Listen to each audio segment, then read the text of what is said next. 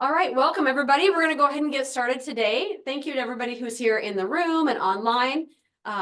We have a wonderful speaker. We have Rita Laughlin from UNMC who's going to talk with us about bystander intervention related to Title IX. So this is a really important topic that at the college we have to make sure that we're addressing at least once, but we try to kind of come at this in multiple angles each year. My name is Sarah Flanagan. I'm with the Student Support Committee who's helping to put on this event. For those of you who are wanting to use this event for your IPE credit, as long as you finish modules 1 through 4, you can use this for the knowledge category. I can't remember if we had community as well, so please do check the email I sent out as well as the IPE website for details, but make sure you submit your reflection right away, okay? Don't wait or you'll pass the deadline and it won't be able to count. So we will for our online folks. We have Andrea who's manning the Zoom, so if at any point you guys have questions or comments, feel free to write that in the chat, and then at the end of Rita's presentation, we'll open that up and be able to make sure we have our in-person and our online students be able to get all their questions answered that they may have. So with that, I'll pass the baton to you, Rita. Thanks for being here. Thank you, Sarah. So I'm the education manager at UNMC in the Title IX office, and I also have Jamie Wengler. She is our Title IX investigator, and we'll be walking you through this bystander intervention. Yes, we're going to be looking at it from a Title IX lens, so sexual violence. However, bystander intervention can work in several different settings. So it might be a bullying, hostile work environment, hazing. You can utilize these skills that we're going to look at today in those settings as well, even though we are only looking at sexual violence. So portions of this presentation were made possible through a grant with the U.S. Department of Justice, but that does not mean it reflects all of their opinions, views, or ideas. So the three main things that we are going to be going over today is first, we want to make sure that you understand effective bystander intervention, but we also want you to be able to recognize those warning signs and start building those healthy communities. And then finally, we're going to be going over some interpersonal violence resources that are available here at Clarkson, but then also out in the community as well. For some ground rules, whether this is online or you're here in person, please, this can be a very sensitive topic. So if someone discloses something during this training session, please just keep that in this training session. However, what's learned here with the upstander skills and the different resources, please take those with you and out into the community. We do expect participation today. So if you're in-house, you're here right now, you're doing some of the poll questions. Online, you'll do those in just a moment. We'll do breakout rooms online and we'll do small group discussion here. So please participate, but make space for others to participate as well. We don't expect you to be perfect or experts at any of this. We just want you to practice utilizing those skills. And then finally, I mentioned that this can be a sensitive topic, so please just take care of yourself. If at any point in time this is too much, feel free to get up and head out because this is a sensitive topic. So the next slide, we're just going to quickly go over terminology because you need to be aware of this in order to see how we can use these upstander skills, whether it's sexual assault, dating violence, stalking, or even sexual harassment as well. You could utilize these skills. And then I wanted to make sure that you were aware of Clarkson College's sexual misconduct policy. And the expectation of you, because you are involved here at Clarkson, whether you're an employee or a student, the expectation of you is that you're required to report any sexual misconduct, if it's happening on our campus here at Clarkson or at a sanctioned event. Now, sometimes people have questions on like, well, what is a sanctioned event? So a sanctioned event could be a networking event that you're attending. It could be a conference that you're attending in a completely different state. So maybe you're presenting at a conference and something happens. As long as you are representing the university in some form or capacity, or the college is paying for a portion or all of it, then that is considered a sanctioned event. And the key word is you're required. It's mandatory that you're reporting that to Title IX. But where we're really going to start diving in today is looking at the dynamics of different relationships, because one way to build healthy communities is by having healthy relationships. So on the left-hand side of your screen in blue are the dynamics of relationships that are built out of equality. These are our healthy relationships. These are the goals that we have for any relationship that we're in. So these could be your colleague to colleague relationships. This could be peer to peer, like student to student. This could be employer to student or an employer to coworker. Or it could be those more intimate partnerships, whether that's a dating or a domestic partnership. Within those relationships, the individuals have non-threatening behaviors towards one another. They're built out of respect. They have trust and support. So they know that they can confide in their partner, and that's going to be kept in confidence. That's not going to start rumors later on. That's not going to be blasted across social media at a later date and time. They're also based on honesty and accountability, that if someone does mess up, they own up to that and say, okay, I'm sorry. And then they try to do better next time. And then there's also self-confidence and personal growth, that each person is trying to grow, but they're also encouraging the growth of that other person as well. They're not expecting that person to be the exact same person they were when they first were introduced to one another. There's also shared power, that each one gets to define what role they play in that relationship. And then finally, there's negotiation and fairness, that they understand that they're not going to get every single thing that they may want in that relationship, but when they do need to make those compromises, they feel that it's fair for each individual. So again, we're talking about all types of relationships here. We want them to all be falling in the equality wheelhouse of dynamics. Now, in orange on the left-hand side of the screen, or you're looking at it, the right-hand side of your screen, you can see that there's relationships built out of power and control. And oftentimes at the beginning of these relationships, people may think and feel that they're in equal relationships because there's a lot of time being spent with that individual, a lot of trust is being built. But over time, one individual can utilize one or more of these tactics in order to gain power and control over that other individual. And so again, this can be in your workforce setting. This could be in your intimate partners, your friendships that you have. This could be a family dynamic as well, maybe a sibling to sibling. So intimidation, that is anything to invoke fear in an individual. So that could look like backing someone into a corner. That could look like posturing and towering over an individual. It could be balling up their fists so it looks like that they might strike them. Not actually striking them, might be exposing a weapon like a gun or a knife. Again, not utilizing it, but it's evoking fear, so they're coerced into doing something that they may not want to be doing. They could utilize emotional abuse. That could look like name calling, making the individual feel worthless, playing mind games, manipulation tactics, making the person feel like they're going crazy.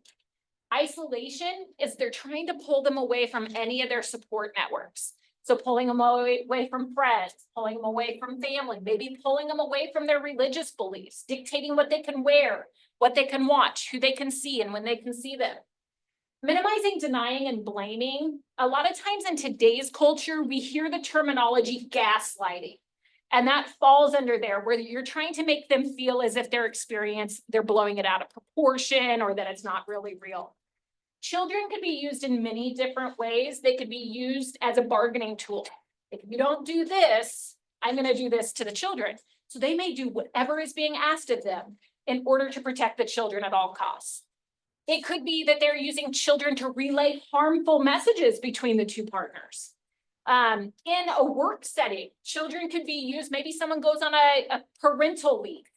They're on a parental leave and people start bad-mouthing them like, oh, do you think they just did this to get out of work? Or talking about their work ethic. If they need lactation spaces when they come back and people are talking about that they're using that, abusing that, then that could be using children to gain an upper hand on an individual. Privilege could be used in many different ways. We're really going to focus in this academic setting, how it could be used. So anytime someone ranks higher than you, they have privilege over you. So every single employee here at Clarkson College has privilege over students because they are at that employee status. And if someone has privilege and they're using that against someone, maybe they're making flirtatious remarks, to someone that's lower ranking.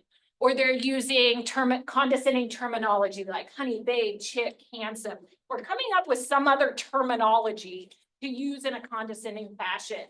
That is someone using privilege. Maybe it's sexual jokes they're sending, disseminating, whether they're telling them or they're sending them an email or text or something.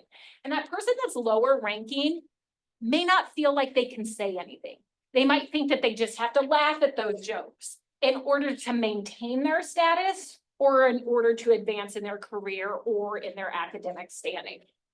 And then finally, economic abuse is anything to deal with finances. So in a dating or a domestic partnership, this could look like one partner having total and complete control over all finances. So that other one isn't able to build up a financial network. They aren't able to have access to any of their funds. So even if they were wanting to leave the relationship, they might not have the financial means to be able to do so. Inside this academic setting, though, economic abuse could look a little bit differently. It could be grades. It could be getting letters of recommendation. It could be being able to get published. And if you're an employee, it could be someone that has privilege could also have that economic abuse, being able to get raises, merit pay, promotions. And is that being done in exchange for sexual favors or for keeping quiet? If you know something is happening, then that could be a form of economic abuse. So now that we've looked at these different dynamics of relationships, the power and control versus the equality, we want to get into your exposure and the prevalence of it. And so in the classroom, we have a couple different poll questions that are up. I'm going to launch the poll for the people online. We cannot see who has answered which way online. We just see how many people have answered. I'll give you about 20 seconds to respond.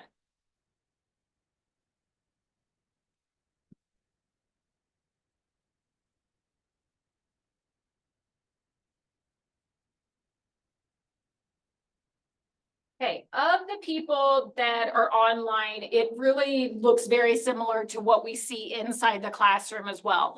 100% of the people online and in the classroom have been exposed to sexual violence in the media that they've consumed. It's very prevalent in the United States on what gets on our airways, whether it's on Netflix or on, you may have seen just a short clip on social media or on the news. You may have been exposed in that way. And then our second question is, do you know someone? Oh, sorry, 1 second. Do you know someone that has been involved or experienced sexual violence? And in both, it's 100% online people knew, and then inside the classroom, it's almost 100%. And this is very common, like the results that we have. We've trained people at UNMC, over 6,000 individuals, and this is very similar results. And so we know that this is a huge issue. This is a very important issue because of people's exposure and knowing people that have gone through something like this. But beyond just these Zoom sessions and these small training sessions here at Clarkson, we wanted to see, is this a bigger issue than just right here in Omaha? And so we took a look at the CDC's, the National Intimate Partner and Sexual Violence Survey of 2016 and 2017. And what they found is over 1 in 2 women, so over 50% of women, approximately 1 in 2 transgender individuals, and almost 1 in 3 men have experienced sexual violence involving physical contact during their lifetime. Now, sometimes we can have this notion that this is a women's only issue. It only happens to women. But what the CDC found is regardless of gender, there is a high prevalence of sexual violence happening in the US. We also took a look at the 2019 data from the Association of American Universities. And what they found is 13% of undergraduate and graduate students had experienced non-consensual sexual behavior, but a higher percentage, 41%, had experienced sexual harassing behaviors. Now, sometimes there's also this notion out there of like, harassment's not that big of a deal. Words, gestures, people can handle that. Even from the time you were a kid, you may have been conditioned to believe that. When you're hearing things like sticks and stones may break my bones, but words will never harm me, it's giving us that idea that the person on the receiving end should be able to shake that right off. let it roll right off of them. But what it's not taking into consideration is that deep social and emotional impact that harassment is having on that individual that's dealing with it, whether it's on a daily, weekly, monthly basis.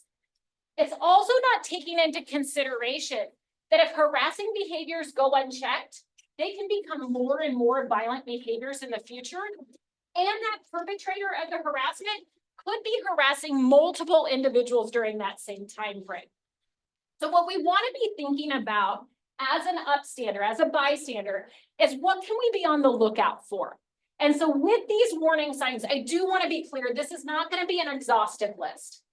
However, it is a good starting point. If you are noticing a few of these things with a friend, a family member, a colleague, that you could open up a conversation with them in an empathetic and compassionate manner. They may disclose something that deals with sexual violence.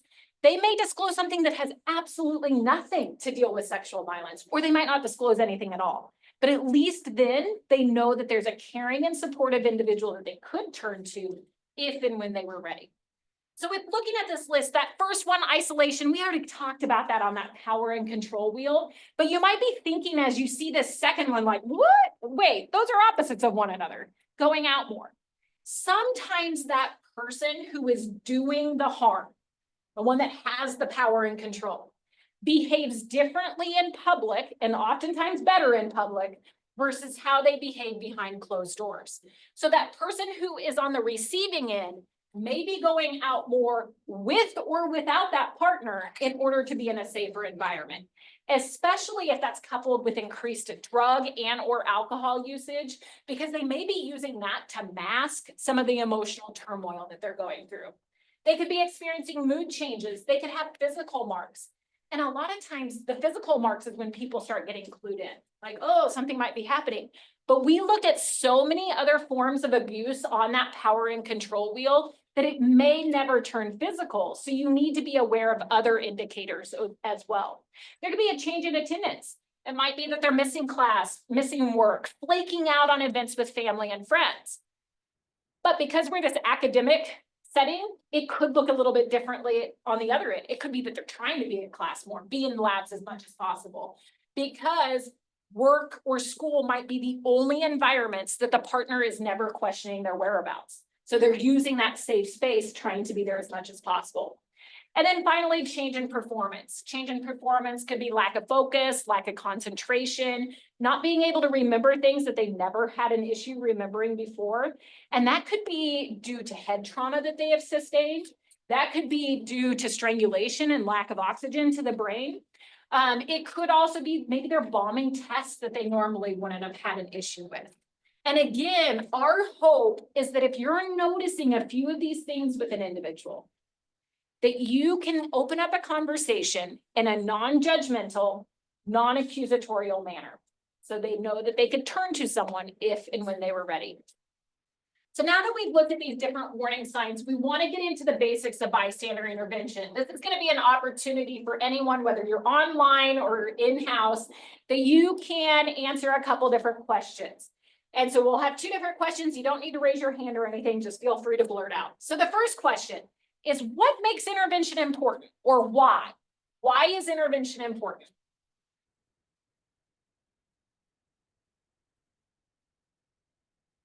Because we might prevent that person's death if they're on, like, being a victim of domestic violence.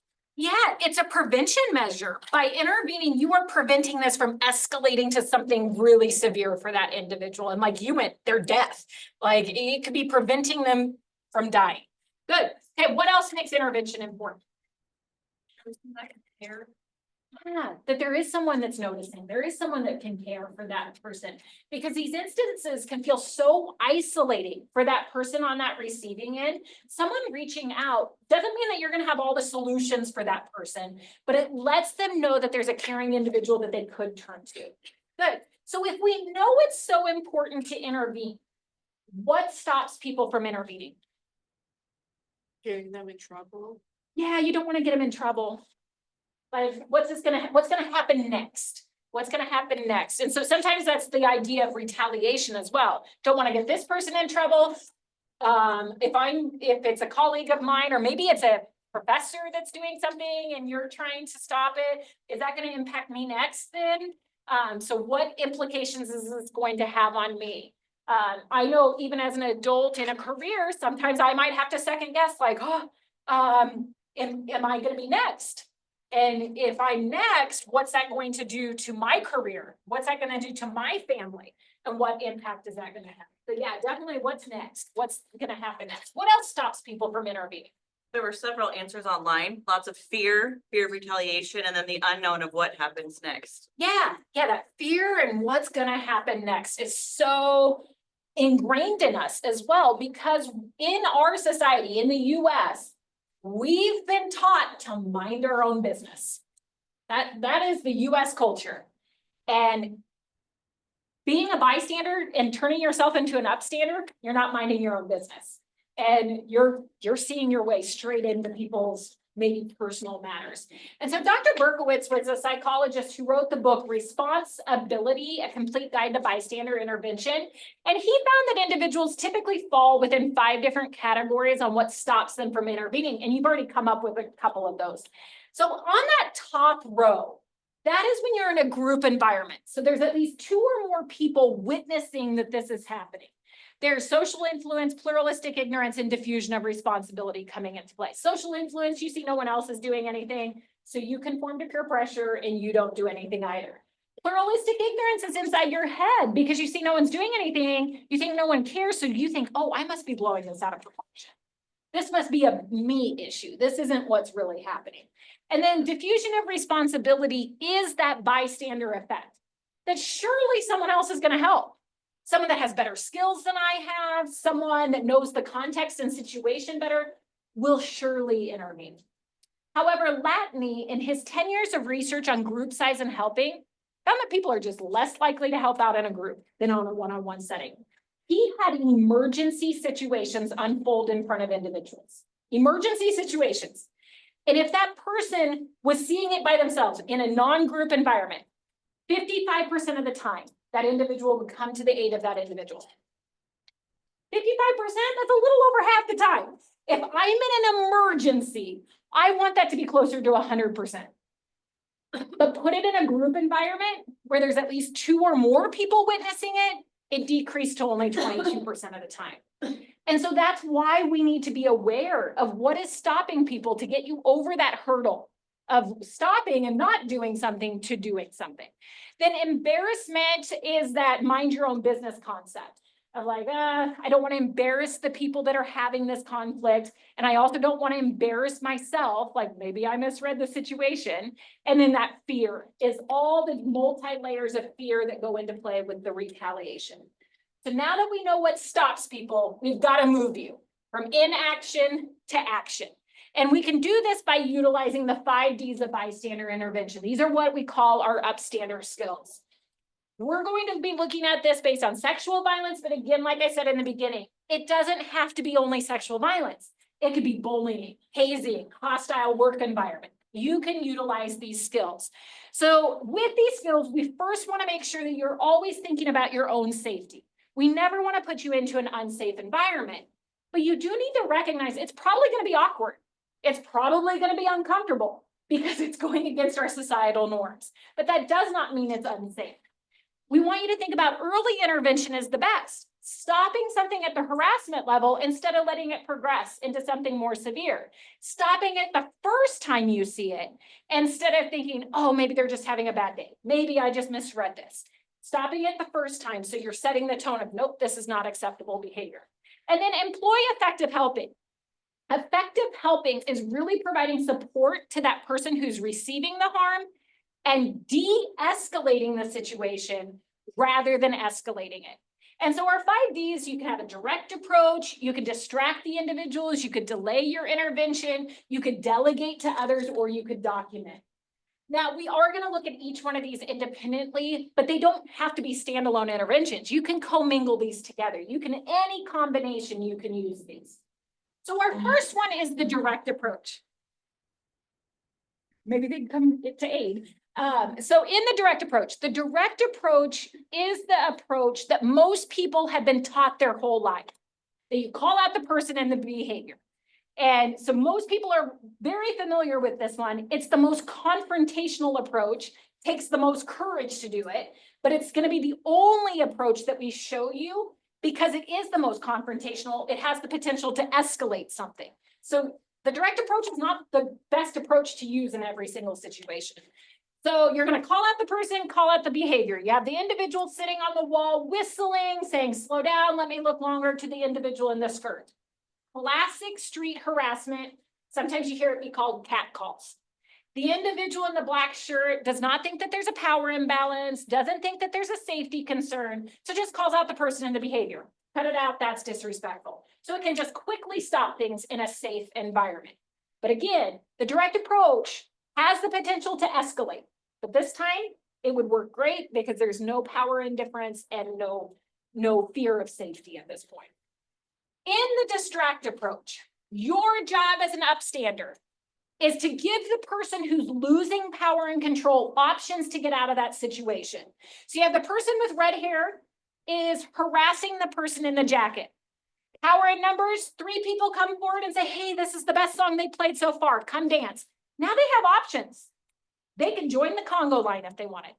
They could turn back to their partner and potentially redirect the conversation themselves. Yeah, this is a great song, remember when?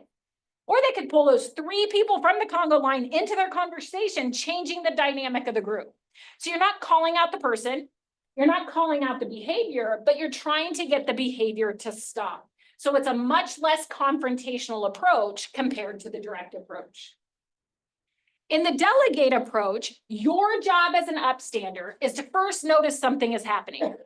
Second, interpret it as a problem. And then third, feel responsible for getting help for that situation instead of ignoring that it's happening. So in the delegate example, we have the individual in red is harassing the individual in yellow. The person in the white shirt notices it, but doesn't feel comfortable intervening directly. So they find a third party. So in this example, it's the receptionist at the front desk of the clinic. And it's like, hey, the person in red is making people uncomfortable. Can you help? So they found a third party to deal with the situation. In real life, it might be that you have to contact public safety, or you have to go to a supervisor or a professor and say, hey, this is happening. That's delegating to others. Maybe you're out. Maybe you're in Blackstone, you're out having a great time. You're with your friends, your partner's there, a group of your friends and partners are there. And as the night's progressing, you might notice one of your friends and their partner are starting to get into like heated arguments. You might elbow your partner or give the eyes to your partner, do something. We know what those eyes look like, right? And so your partner may go over and be direct and say, hey, knock it off, not here. This isn't okay. Or your partner may go over and insert themselves into that conversation. And so you're trying to get it to stop by someone else helping with it. In the delay approach, it is happening after the fact. And so you have the individual in the purple tank running through, harassing the individual in the green shorts, and the individual in the wheelchair just did not feel safe intervening as it was happening. So instead comes up after the fact and can offer support and resources to that individual who received the harm. It doesn't even have to be that they didn't feel safe. Maybe it's you just need a moment to process what you just witnessed. Because a lot of times it's not what you thought you were going to see that day. And so it might be that you're sending a quick text message or calling up the person maybe an hour or two later. Or maybe you're going across the hall the next day and saying, hey, that just made me uncomfortable. I'm checking in. Are you doing okay? And that lets them know that they're not all alone. That there is someone that noticed, someone that did not think it was okay that what happened. And then you can provide them resources if you have resources for them as well. And then finally, the document approach. With the document approach, the individual in the white coat witnessed some violence happening to the individual with red hair.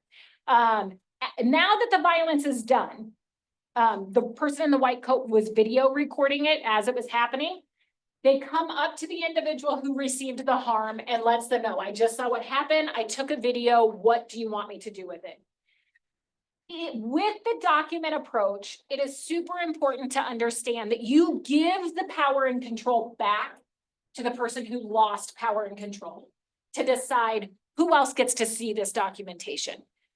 that it might not be what you think should happen. Like, if I saw something, I might be thinking, oh, this should go to law enforcement. That person might be saying, just delete it. If you're not comfortable deleting it, you can say that, look, I'm not comfortable deleting this. I will not show this to anyone, but if and when you need this, I'll have this available to you. It could be 2 weeks, it could be 2 years before they're ever ready to do anything with that relationship, and you can have it available. Now, some people are like, oh, I would never video record. That's fine. You don't have to video record. Documentation might be jotting down some notes. Date, time, who was involved, what you remember hearing. Because if it's 2 years later, are you really going to be able to remember much? Maybe just in your phone, you're jotting down a few notes after you leave a situation, after you saw it. It might be, maybe you saw something happen in class, you jot down some notes, you give it to that person and say, hey, here's some notes, feel free to take and do whatever you wish with them. If you need anything else, let me know. A lot of times document and delay go really well together because you're already going up to that person after the fact. And so just letting them know that you're there for them if they need anything. So now that we've looked at these different ways to intervene, we want you to remember, we want you to have safe responding. We never want to put you into an unsafe environment. We want you to intervene as early as possible and really provide support to that individual who received the harm and de-escalate the situation. So we're now going to go into breakout rooms with scenarios, and we're also going to be in here, we'll do a breakout room, different breakout rooms in different scenarios. With these scenarios, we want you to be thinking about what form of violence is shown in the scenario, and I'll give those to you in a moment. What barriers would you experience to intervening? So what might stop your group from intervening? And then finally, as an upstander, as a group of upstanders, how would you actually go about intervening? I will put this slide up for you to help guide your discussions, and we will come back at 45-ish. All the students, maybe I'll have all of you work together. If you'll come together like right around here. Do you guys want to staff? You want to work here? We can. Okay. And I'll put additional scenarios in the chat box. How many do we have? There are, now there's 8.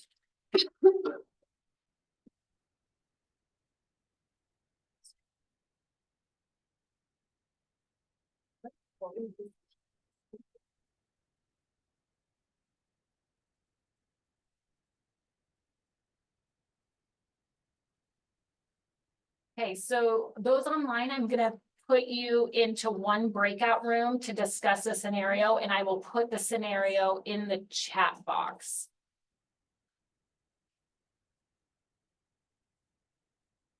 Okay, so looking at our first scenario. While working in your lab, you overhear some of your fellow lab members making sexually disparaging comments about Cameron, another one of your lab members. Do you think Cameron is hooking up with our lab supervisor? Maybe that's how they got into the lab. I doubt they would have made it on merit alone. I hope not. I was hoping to have something happen during a late night lab session. Don't worry, Cameron seems like such a slut. I'm sure they'd hook up with any of us just to stay in the lab. Okay, so group 1, what forms of violence did you see in this scenario? Sexual harassment, yeah, using the terminology. It's also some of that emotional abuse because it's like using derogatory comments towards them, talking about their sexual endeavors. That's what makes that the sexual harassment. And so any barriers to confronting this and doing something? Talk about like embarrassment, eavesdropping. Yeah, like, oh, this wasn't a conversation I was supposed to hear, so that's bad on me. It looks like I was eavesdropping. Yeah, so it's like, oh, yeah, okay. Any other barriers? Maybe what I'm talking. Yeah, and sometimes there's barriers of, okay, are these people that are having this conversation higher, like these students, like the higher ranking students, and you're lower on the totem pole? Are you still trying to figure out what peer group you're in? And that could really impact whether or not you were going to do something with this or not. Good. As a group of upstanders, how did your group decide to handle this? Directly. just go talk to them and say, hey, this is not appropriate. We should not talk to people like that. Yeah, like, hey, we shouldn't be talking like that. I'm sure Cameron had, or come up with good qualities that Cameron has, and like, that's none of our business. It would be a great way, just quickly try to stop it. Sometimes though, because of, depending on where your standing is this your first semester, you're still trying to figure out your friend groups and those type of things, you might maybe choose a distract approach, just completely changing the topic. What do you plan on doing this weekend? Can you believe this fall weather? I cannot wait to go to the pumpkin patch, or anything. Husker football seems to always be a topic of conversation during the fall season. Anything that you would normally talk about, switch the conversation to that. And you don't even have to address it. You could document it, like come up with, like, just on your phone, quick notes of who was saying what to jog your memory. Because if you allow this to happen, it creates that environment like, this is what we do. We're gonna badmouth our peers when they're not here. So the next time someone's gone from a lab, I'm gonna badmouth someone else unless someone does something to make sure that doesn't snowball into something more severe. So excellent job, group one. Group two, your scenario, you and your friends are at a networking event hosted at your professor's home, okay? Throughout the evening, your professor, Dr. Green, keeps telling the guests to loosen up and have a nice time while continuously pouring drinks. You notice that Dr. Green keeps chatting with and pouring drinks for your classmate, Emerson. You do not know Emerson very well, but you notice that they seem intoxicated to the point that Dr. Green has their arm wrapped around Emerson to keep them steady. You overhear Dr. Green offering to take Emerson upstairs to relax. Group two. Wonderful that it's staff that got this one. So this is sexual harassment for sure. Yes. Could even potentially go to more. Yes. Barriers that you would experience, well, since you don't know Emerson very well, you know, this is, potentially a barrier for them. Using privilege for sure. Yep. We feel uncomfortable with that. And then as an upstander, how would you intervene? We said, for sure we could distract, but maybe even delegate. If you notice that someone else might be a friend to Emerson, maybe they could go up and feel more comfortable, approaching the situation, but, offer to take, Emerson home or Uber or something, but Yeah. most definitely get them away from Dr. Green. I think that's really good that you understand that Dr. Green has the privilege. This is Dr. Green's home. And so whoever owns the home normally has the most privilege in that environment. You don't know, do you know Emerson or not? What's your relationship with Emerson? But you're on the same level because you're a peer at that point. And so if you say something, is that going to impact you in Dr. Green's class or labs or whatever it is? So the distracted method is a really great method to start, and then maybe it's delegate from there. And so you go in and you start talking to Dr. Green about their latest research and what they're doing. While maybe some others from your group are pulling Emerson aside and saying, okay, do you have a ride home? Do you want to ride with us? Can we call someone to come pick you up? Can we get you that Uber, that Lyft? Because we cannot delay this one. This is not a situation you can delay because this could escalate very, very quickly. And that direct approach probably wouldn't be the best approach either, because again, it's Dr. Green's home. And so this could really, and there's alcohol involved, and people don't regulate their emotions like they normally would with alcohol involved. So you kind of have to have that delicate dance in order to get what you want in this situation, which is Emerson home safely. Okay, excellent job. And then our final scenarios for our group that was in the breakout room online. You are in a new city for a clinical rotation. You are excited to learn, make new connections, and explore a new city. While at lunch with Jordan, another student, they begin discussing an issue they were having with a patient's family member. Jordan mentions that whenever they go into the patient's room, their family member makes comments such as, if I had a doctor with an ass like that, I'd never want to get well. You're so beautiful. There's no way you're smart enough to be a med student. You know, I'm starting to not feel so well myself. I might need some one-on-one attention. Your friend is having a tough time focusing when working with the patient and has begun to dread coming to the hospital. Their clinic rotation is up in another 2 weeks. They are unsure if it is worth saying anything. So, someone from Zoom land. So we definitely said this was sexual assault, just of the comments the person was making. And then like barriers, like from a student standpoint, you're kind of nervous just to say anything because you are a student and this is all new to you. Also, you might be scared it might affect your grade or someone might not like take you serious. And then as the friend or whether we talked about like from a nursing standpoint, you could always just tell like the lead nurse or like the nurses around you and they can like maybe confront the patient for you. You could talk to the physician, like just maybe talk to people that are a little bit upper. So maybe they could go talk to the patient or maybe just talk to your instructor and maybe switch your patients. But we definitely thought it was something that she should or he should speak up about.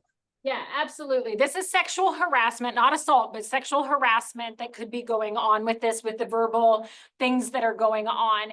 And definitely talking to someone, whether that's your lead nurse, a supervisor, this you could report to Title IX as well, even though it's on the clinical rotation, your clinical partner, Nebraska Medicine, it's still you're a student of Clarkson College at this point. And sometimes people are like, 2 weeks, I don't know if it's, some other student's going to end up in there. And so that's why you really need to make sure this gets reported to someone, whether it's your professor, your lead nurse, because even if you only have 2 weeks, someone else has to go in there. So it might be that the lead nurse has to go in with you when you are in there. It might be that they ask that family member, no family can be in while we're in doing something. So there's different supportive measures that could be put in place for that individual to make sure that they don't have to go through a situation like this, because the whole idea of Title IX is providing a safe environment for all faculty, staff, and students. That's not the kind of environment we want you to be going into. So for all 3 of these scenarios, it is something we would expect you to report to Title IX. Your Title IX coordinator is actually in here today, Pauline Laughlin. You can report directly to her. I'm going to slide through something real quickly. But there are other ways that you can report as well. So you do have the anonymous reporting option. It's linked on this PowerPoint as well. So if you don't feel comfortable calling or emailing Pauline, you can fill out the anonymous reporting form. You also have options for law enforcement, public safety. You can contact public safety and they can get involved, or 911, Omaha Police Department. With those, just understanding, even if it's not a Title IX issue, it might be something that should be going to law enforcement. Maybe you decide to go to law enforcement and you decide not to do Title IX. That's completely fine. That is up to that person who has experienced it. And then Clarkson College has confidential counseling. It's Jenny Kissinger on campus. And then off campus, you have the option of Arbor Family Counseling. Arbor Family Counseling, you can either call or email, or on their website, you can create an account for a meeting with them. So they do telehealth services or in person as well.